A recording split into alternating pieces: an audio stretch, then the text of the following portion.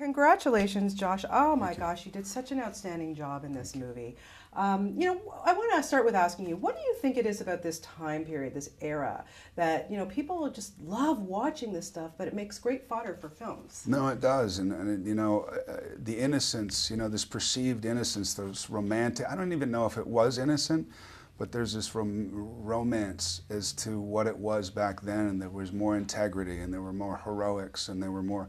Now I talked to my pop about it, and he kind of told me these stories, or at least his perception of what it was back then. And even though I think it was a little more violent, or there was more street violence, and covert street violence, that there was something beautifully hands-on about it. There was something tactile about it that he liked. Now everything is kind of behind the scenes, and it's more political, and it's more who's done what. And you know what I mean? It's so there's some, and you know, if you go back and you look at the films of the 40s and the 50s and all that, there's a cadence to it. There's an exaggeration to everything that's just not as heavy-handed as like from the 70s on. You look at Casino and all that, and it's a lot more impactful and profound.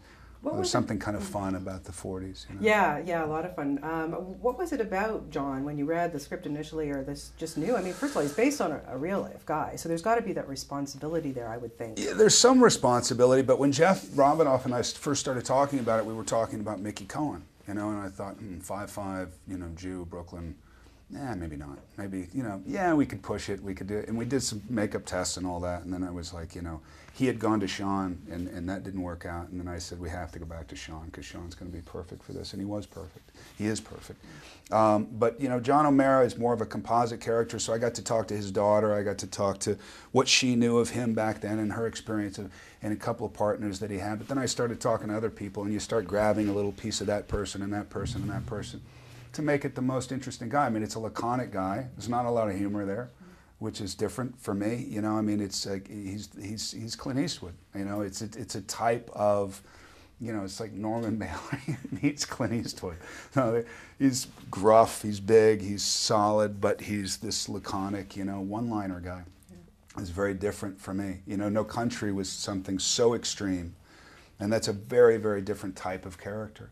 And it was nice to be able to see the contrast of the softness of who he is with this kind of definitive, very strong wife. Well, I was going to ask you about that, because you know that he's so conflicted. He's got the love for his wife. He's about to be a family man. Yet he is so determined to get this guy. And how do you play a guy like that and get into his mindset, you know? Well, it's your mindset. You have to find it. You know, for me, living in Los Angeles is a very prideful thing. I love California, and I love Los Angeles, and I'm a seventh generation, you know, Californian, so I do have a pride around it, and it's one of the reasons I did the film. Is we don't do a lot of films in Los Angeles anymore, and we don't do really any films that are about Los Angeles. Los Angeles is a character in this film. So I have a lot of pride going into it, being a guy who's, you know, whose family goes way back, descendants into California and developing California and all that.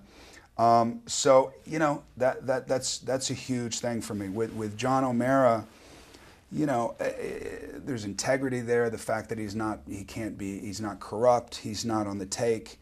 You know, there's a heroic idea of somebody that I really like a lot. And yet, if you look at what he does, you know, he's willing to think outside of the box and not really live within the manual of the law in order to get what needs to get done. Yeah, what an exceptional cast, my goodness. Yeah, let's just start with Sean Penn, who of course you worked with in Milk, and then you guys go back, you're friends from before, and but to go head to head with that guy in that scene, whoa. It's great, it's fun. It's fun, Sean's fun. He's an intense guy when he works. You know, he's an intense guy when he's in Haiti. He's an intense, you know, he has intense intentions.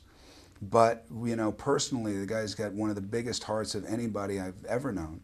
And he's just a really kind of an amazing, sweet guy, and it makes dancing with him professionally very easy. We have a lot of fun together. And when we have to do what we have to do and kind of act out these kind of childlike, you know, convictions, we do it. We do it. We can give ourselves to it entirely, and then make fun of each other afterwards. Which is always good. Which is always good. Makes it worth it. Let's talk about our Canadian guy, Ryan Gosling, working with him. Wow. You guys had a good chemistry. We had a good chemistry, you know, getting into it. I've known him a little bit here and there, like on whatever, you know, parties and this and that. We were going to work together. I can't remember what movie it was, but we were talking about working together at some point.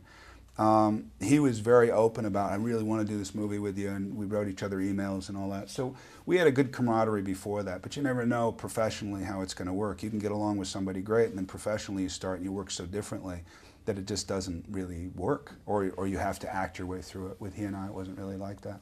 You know, I like the way he is navigating himself through the beginnings of this career, and it's all kind of new to him, you know, and it's still very explosive to him, you know, and he's trying ad-libs and this and that, and, you know, he's trying all these things on, and it's really kind of wonderful to watch. I have to say, I was a little jealous of the costumes in this film. Were you? Whoa, you guys look damn good in those suits and the hats. Good. Really, just putting on that kind of stuff must have just put you right into it. It was fun. It was really fun. You know, after a while, you wear the suit and you go, I don't want to tie my tie today. I don't want to do this. I don't want to dress up today. But the minute you put it on, you know, it is. It's much easier to get into the kind of frame of mind when you have that kind of stuff off. The hat's the biggest thing.